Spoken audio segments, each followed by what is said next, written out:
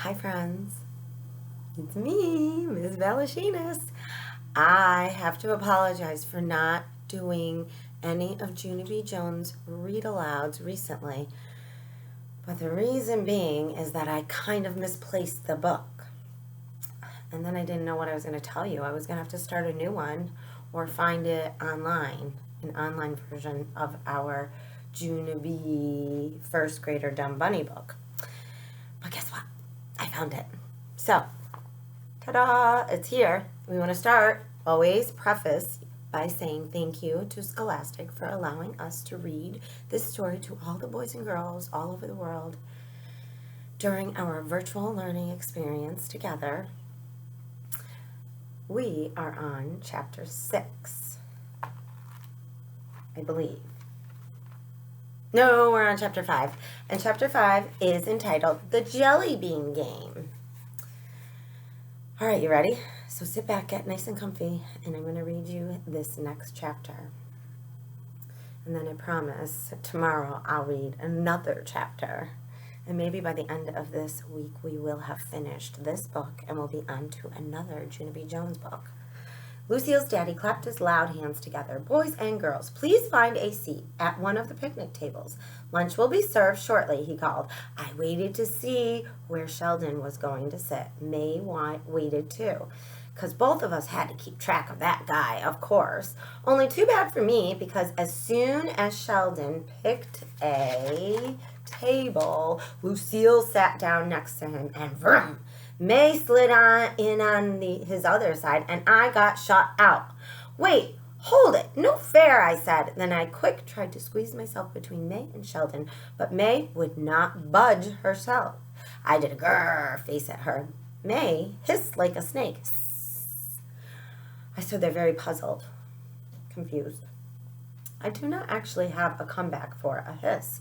Finally, I went to the other side of the table, and I sat down across from them. That dumb May, I grumped to just myself. Still not a nice word, Junie B., even if you're just saying it to yourself. That's not being a bucket filler. She keeps getting one step ahead of me today. Plus, Sheldon is one step ahead of me, too. I looked across the table. Lucille was whispering to Sheldon very secretly. May leaned her head over and she listened through Sheldon's other ear. Whispers can come right through Sheldon's head, apparently. I put my chin in my hands. I don't stand a chance in this stupid egg hunt, I said to Herb. He gave me a little pat. Sometimes a little pat is all a friend can do. Only guess what? Just then, something very nice happened, and it's called Lucille's Nana walked right over to where I was sitting, and she sat in a chair at the end of my table. I jumped up real thrilled. Nana, look! It's me! It's Junie B. Jones! And you are sitting right exactly next to me, I shouted. The Nana glanced her eyes at Lucille's mother and daddy. Yes, I know, dear. I lost the coin toss, she said, kind of annoyed. I sat back down and tickled her arm. This reminds me of when we ate dinner together last year, I said. That was very fun, except I accidentally broke your crystal glass. Remember that, Nana, huh? Do you? The Nana nodded. Oh, yes, I remember, she said. I thought back. Plus, I accidentally busted your feather pillow. And if I'm not mistaken, I spilled beanie weenies on your expensive linen tablecloth, I said. The Nana looked at me. You're not mistaken, she said back. Hold that thought. I'll turn that off.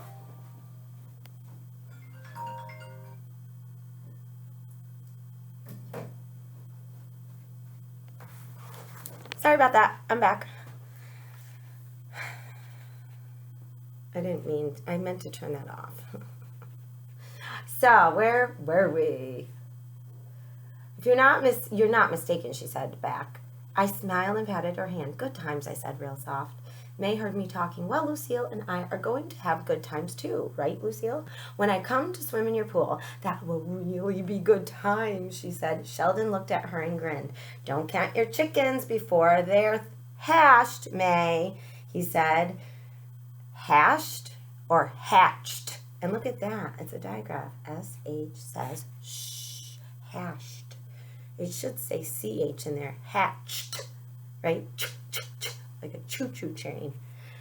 The Nana did a little chuckle. I think you mean hatched, dear. We were right. It's don't count your chickens before they're hatched, not hashed, she said. Sheldon raised his eyebrows. Really? Are you sure? Because at our house, my Aunt Bunny brings chicken hash for dinner every Sunday, he said. Chicken hash is her specialty. He smiled real proud. Aunt Bunny was a chef in prison, he said. The Nana's face went funny. She lowered her head to the table and she rested her cheek on her napkin. I leaned my face down next to her. Speaking of bunnies, Lucille said the Easter Bunny would be here today, only I haven't actually seen him yet. And so where is he anyway, Nana? I asked. Lucille did a huff at me.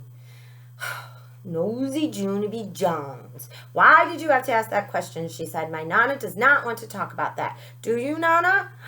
You made a teensy little mistake about the bunny, and you don't want anyone to know about how you almost ruined the party. The Nana did a groan. Lucille kept on talking. My Nana was in charge of hiring the Easter Bunny, only instead of hiring the real Easter Bunny, she hired a cheap, fake Easter Bunny. Right, Nana? The Nana did not reply. Lucille went on. The fake bunny came to our house to get his pay yesterday, only his fur was real matty, like in knots. And the top of his ear was chewed off, but he told my Nana that he freshened up nicely. And so Nana gave him cash money in advance, and then he hopped out the front door, and he never came back. The Nana raised her head. Thank you, Lucille, she said. Thank you for sharing that with everyone. You're welcome, Nana, said Lucille, very pleasant. You're welcome. The Nana rolled her eyes. Lucille does not understand sarcastic, I believe. Just then, Lucille's daddy stood up at his picnic table, and he said it was time to get the show on the road. He held up a silver bell and rang it in the air. Ting-a-ling-a-ling, ting-a-ling-a-ling. Then, boom, waiters started bringing food from all over the place, and it was the delicious-est. No, Junie, that's not a real word. That's a made-up nonsense Dr. Seuss word. The most delicious food I ever saw or have ever seen. There were barbecued hamburgers and tasty hot dogs and crispy chicken fingers and crunchy salad and yummy potato chips and Swedish pickles. Plus, there were even delicious, devilish eggs. That's not how you say it either. It's deviled. Whoa, what a spread, I said. I stuffed a deviled egg in my mouth, and I stuffed in a pickle and some chips and a giant chicken finger. I didn't stop stuffing for a real long time. Then finally I leaned back and I rubbed my big fat tummy. Whoa! Phew!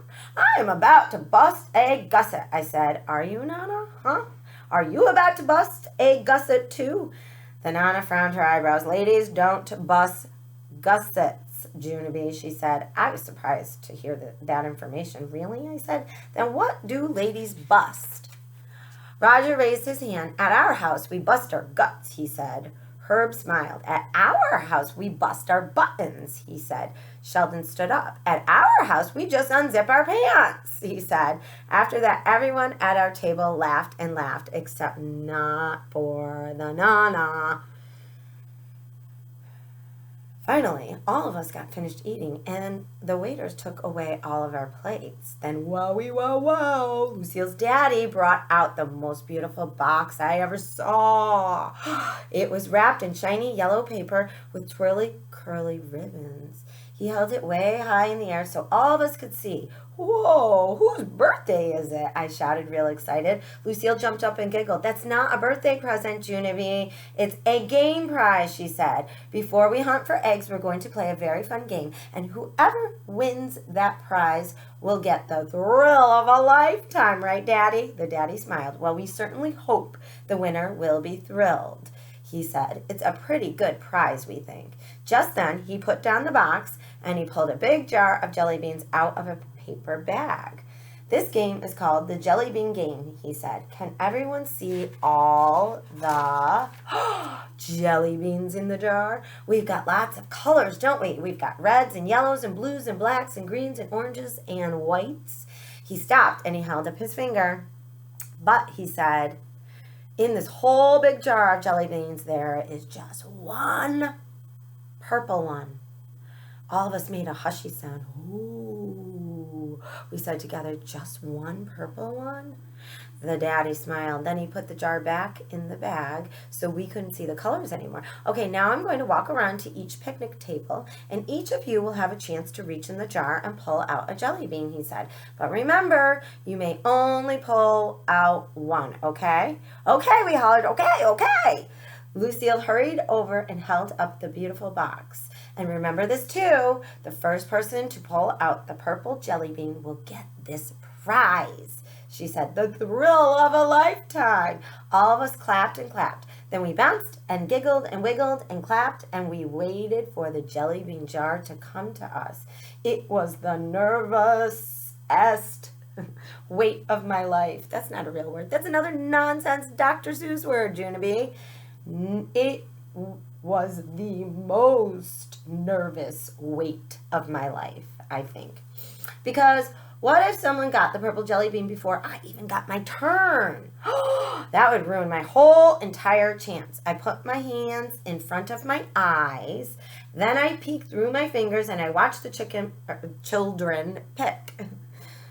Roger's table went first. He picked a red bean. Then Camille, I have a Camille, picked an orange bean.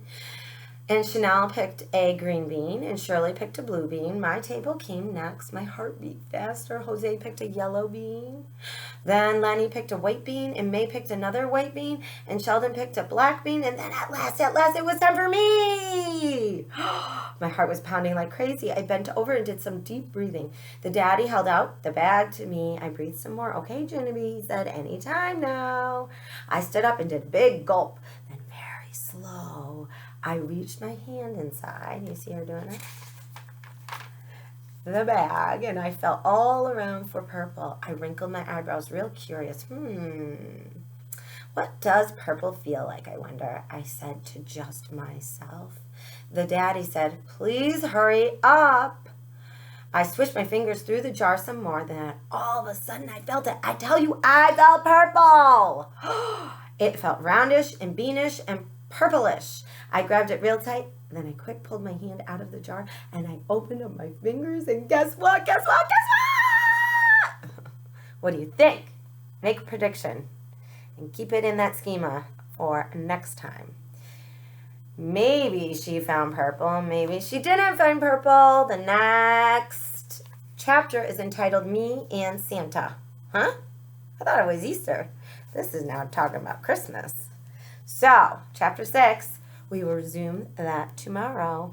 Again, thank you to Scholastic for allowing us to read your wonderful literature to all the boys and girls. I'll be back. Bye.